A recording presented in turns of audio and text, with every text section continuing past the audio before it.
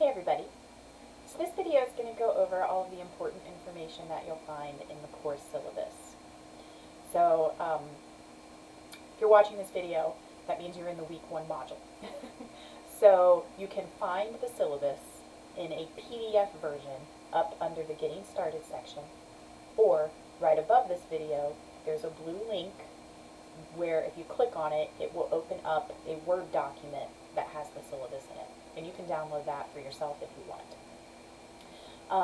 But you do want to look over the syllabus, and this video is going to cover the highlights of it. So the first thing at the top of the syllabus, you'll notice on the right hand side that it says that this class is 4 credit hours, 40 lectures, contact hours, 10 weeks in length, and that there's 20 hours of additional outside hours. Okay? I talk about this in the How to Find Your Way Around video up in the Getting Started section, but I'm going to mention it again now. So this is a 40-hour class spread over 10 weeks. That's 4 hours per week of contact hours.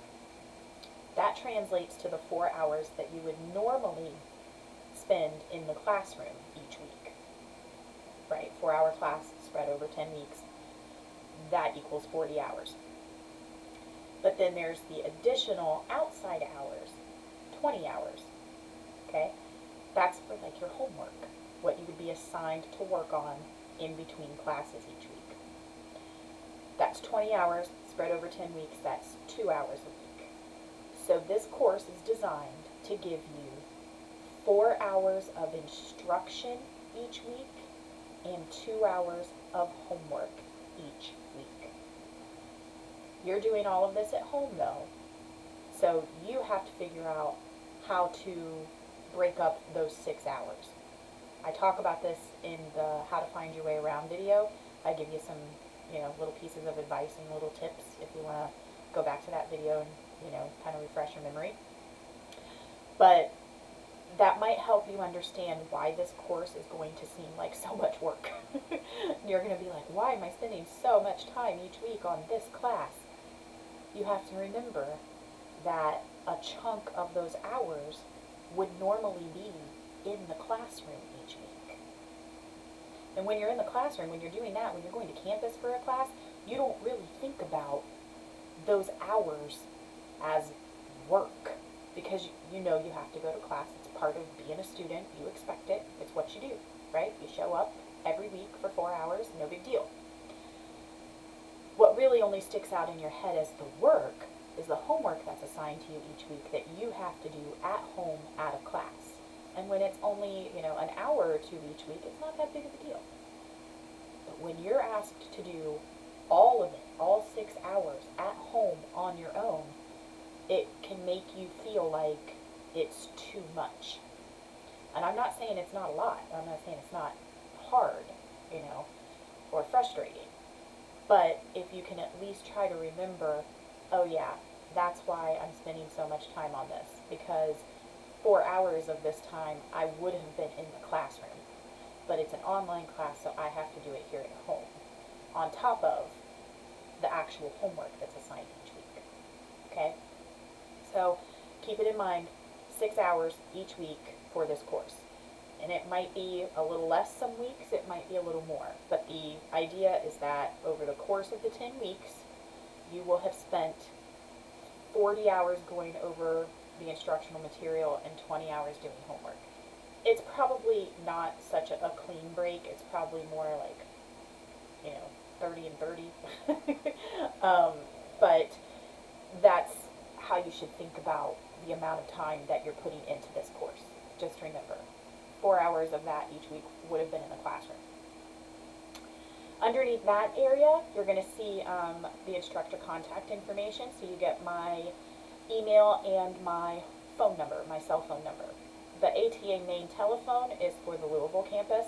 I'm in Cincinnati, so you will not be able to reach me personally by calling that number, but there are other people there who can help you if you need other types of help besides just with the course itself. Alright? Underneath that area, you've got the course description and the course objectives. This is a composition course, so if you look through that bulleted list of objectives, you're going to see that especially the first, 5 or 6 of them, basically covering basic composition skills, essay writing. So, introductory paragraphs, thesis statements, body paragraphs, concluding paragraphs, making sure that you understand grammar and mechanics, things like that. There's also some objectives listed on there for research. How to use summary, paraphrase, and quotes, how to use different types of support, how to avoid plagiarism, and things like that. So there is a research component to this class as well. There's a couple other objectives that talk about, read, analyze, and discuss readings with an understanding of structure and mechanics. And you'll notice that the textbook for the course is literature and the writing process. This is going to be backwards to you, but it looks like this. Literature and the writing process. So there is a literature component to this course as well. That is to prepare you for a course that you will most likely have to take later on in your program. It's a literature course, so they've taken the opportunity to make this composition course not only prepare you for writing essays in general and doing research papers in general, but also how to do both of those things in a literary context, right? So we will be delving into a little bit of literature throughout the course. Okay, so kind of 3 things going on, right? How to write an essay, how to do research, how to read and write about literature. We're kind of taking all of them and melding them together, right? So you're going to get the skills you need to do all 3, but we're going to work on them together, if that makes sense. Okay? You will need the textbook. It will come in handy for sure. So maybe not right at the beginning of the course, so if you don't have it right now, you're still going to be able to do the homework, but you might want to try to get your hands on a copy just to make it a little easier on yourself, right? The grading scale for this course that's listed there, you want to pay attention to this one. So an A is a 94% to 100%. A B is 87 to 93%. A C is 80 to 86. And then you don't even get a D category. 79 and under is failing. So you need to keep an average of 80% or higher to pass the class. Okay? And I will do whatever I can to help you make that benchmark. The next thing that you'll notice is the distribution of grades, right? The categories of our grades. There's only 3 for this course. You've got discussions, assignments, and the course project. So the discussions, we have 1 each week, and they are worth a total of 20% of your overall grade. You definitely don't want to miss the discussions, okay? Assignments are 30% of your overall grade. There will be several of them, usually 1 or 2 each week, maybe 3. But one of them is really small each week, the journal. I'll talk about that here in a little bit. And then there's the course project, which is worth 50% of your overall grade. I have broken it down into 3 parts. So project part 1 is 10% of that 50%. Project part 2 is 15% of that 50%. And project part 3 is 75% of that 50%. Okay? So you definitely want to make sure that you are keeping up with the course project parts as we get to them. I will explain what it is here in just a few minutes. The next thing that, let's see, you can read through the rest of this information. Let's see, what is the next important thing? The course outline. Okay? So the course outline is, it breaks the course down into its 10 weeks. You'll see class 1 and the dates that it runs to, what chapter or unit we're covering, what lessons we're going to be covering that week, and then what homework is being assigned that week. All of this information is found in the course content area in the weekly modules as well, but you can always refer back to this course outline on the syllabus, especially if you want to see the whole course spread out over those 10 weeks to kind of plan things, you know, because if you're looking just in the weekly modules, yeah, sure, you can look and see in the, you know, instructions for that week what lessons we're covering and what homework is being assigned, but you only see 1 week at a time. So if you want to see the whole course laid out and see, you know, when big things are going to be due so you can plan accordingly, you can do that from the course outline here on the syllabus. Okay? I'm not going to spend a whole lot of time going through this, but one thing I do want to draw your attention to is that we do have an academic break. Sometimes, if there is one for that, you know, for the particular quarter or term that we're in right now, you will see it highlighted in yellow on the course outline. So definitely take a look through the course outline to make sure, you know, to see if we have an academic break this term or not. Okay. Let's see. Under the course outline, the next section is the instructor policies. Okay. The first one that I want to really draw your attention to, because the respect policy and the attendance policy aren't quite as relevant with an online class, is the late work policy. Okay? So, I explained in the attendance and weekly deadline video that all the homework for each week is due on Sunday night of that week, right? So our week opens on Monday, and it goes to Sunday night at 11:59 p.m. You need to figure out time for yourself to get through the material that you're supposed to learn that week and the homework assignments, complete those by Sunday night of that week. Okay? Obviously, things happen. Life happens. And there might be certain weeks where you cannot get all of the homework submitted on time. I talk about this in the weekly deadline video as well, the attendance video. If you ever have to choose, make sure that you do the weekly discussion, because again, they're worth 20% of your overall grade, so you don't want to miss out on those points. And you would miss out on them if you don't post that week. The discussions close at 11:59 p.m. every Sunday night, and once it closes, I'm not allowed to just reopen it. You know, you have to go through some channels so that I am given the okay to reopen it. I can't really make that decision on my own. So you want to make sure that you at least post to the discussion each week so that you don't miss out on those points before it closes.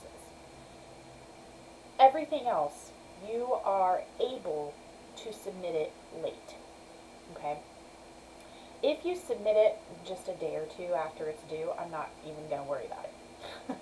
It's not even going to register that it's truly late. Okay? If it goes further past that, you need to know that for every week that it's late, I will deduct 10% each week. So if it's 3 weeks late, I'm going to deduct 30% of the points. Okay? The last week that I will accept late work is week 9.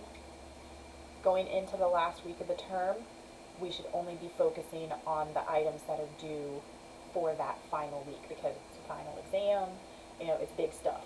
So you want to make sure that you have everything else submitted and you are good to go when week 10 begins. Okay? If you ever have any questions about whether or not I'll accept something late, by all means ask me, but, you know, more than likely I'm going to say yes, and then depending on how late it is, that'll determine how many points you get deducted. Okay?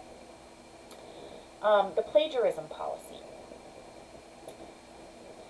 So plagiarism is the intentional or accidental misrepresentation of someone else's work or research as your own.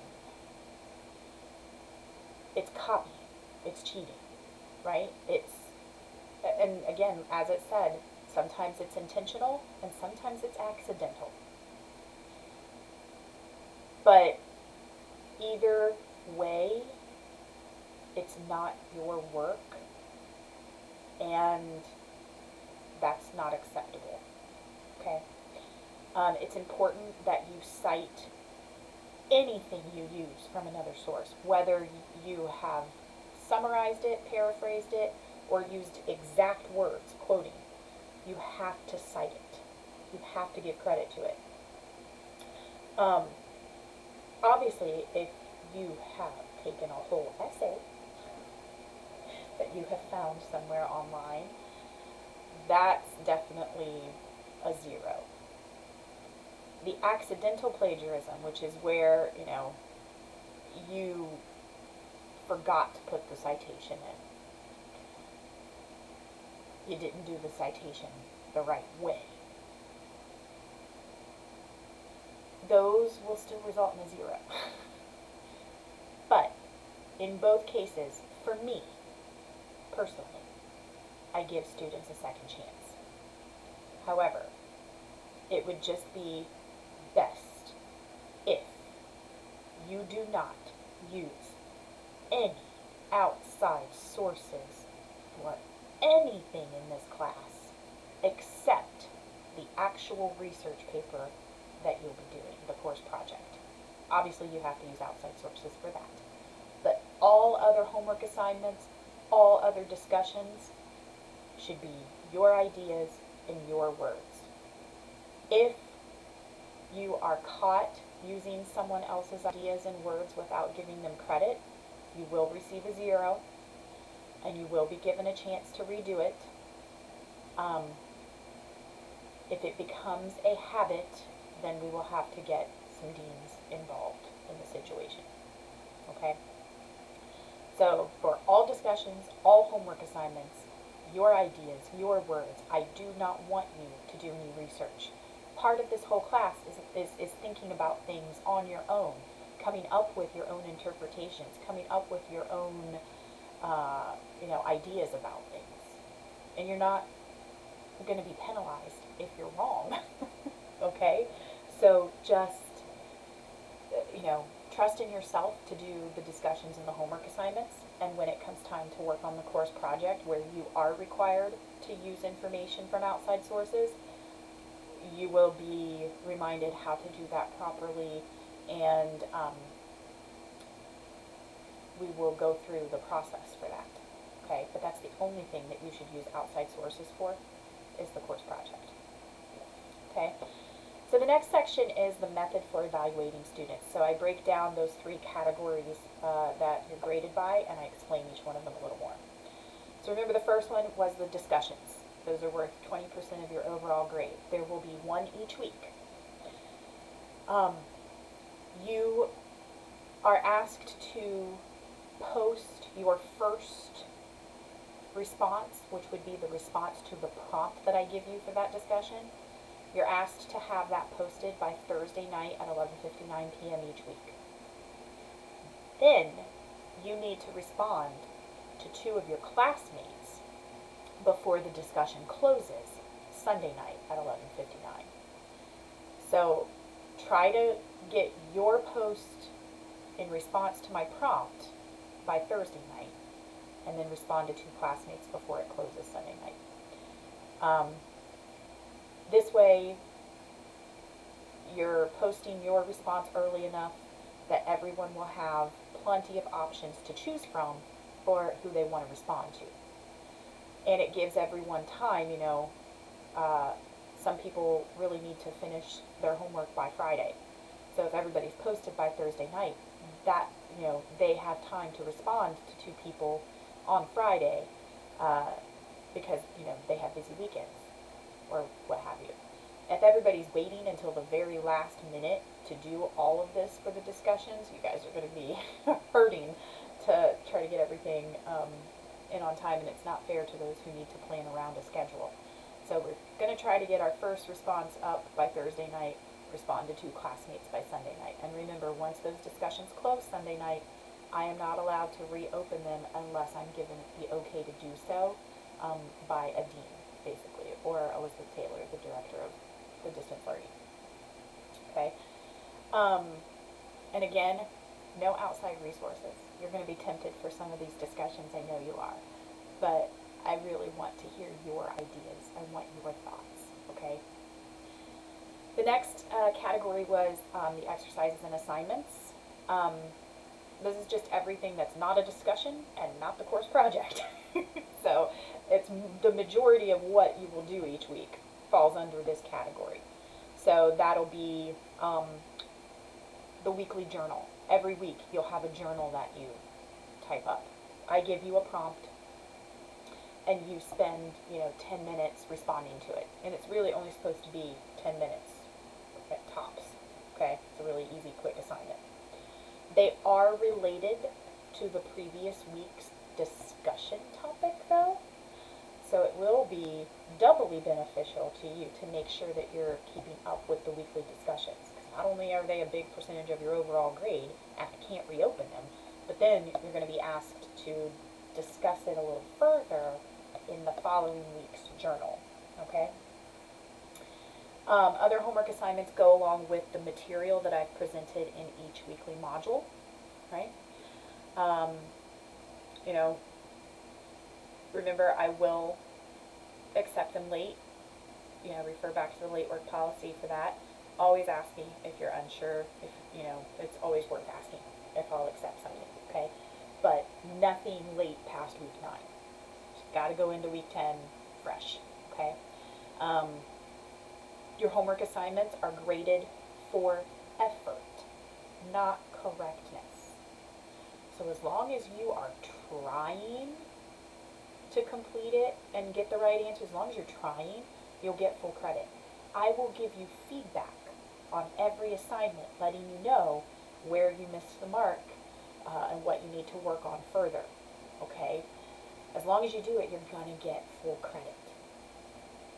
So that takes some of the pressure off, thinking you have to get every answer right to keep your grade up. As long as you're trying, you're going to get full credit for the homework assignments. If they're late, then we have to start taking some points off. But some points are better than no points, right? Okay. And then the last category, if you remember, was the course project. So if you remember, I said I broke it down into 3 parts. This course project, and I'll go over this again when I introduce it in the specific module that it's in. You are going to be doing a literary research paper. So there's going to be a couple of short stories that we read later in the course. And I'm going to give you several topics to choose from involving either of those stories. And you're going to do a research paper about it. We're going to go over APA format. We're going to go over how to write about literary works. You're going to work up to this, okay? But it is broken down into 3 parts. The first part, project part 1, is really more about your topic and your ideas and your thoughts and things like that. Project part 2 is the rough draft. I will look that over, give you feedback on it, and then you'll be able to make revisions. And then project part 3 is the final draft. Okay? So just to give you an idea, that's the kind of project that we're working on. It is a literary research paper. If you are freaked out about that, I totally understand. But like I said, we will work up to it, and I will do my best to make sure that you are prepared for it and that you know how to do it once the time comes. Okay? All right. I think that's it for the course syllabus, all of the parts that I wanted to highlight for you. There is an assignment, down in the week 1 homework assignments where you are asked to verify that you have looked over the syllabus and watched this video. If you have any questions about anything that I've covered here in the video or anything that's on the syllabus that I didn't cover, feel free to get in touch with me.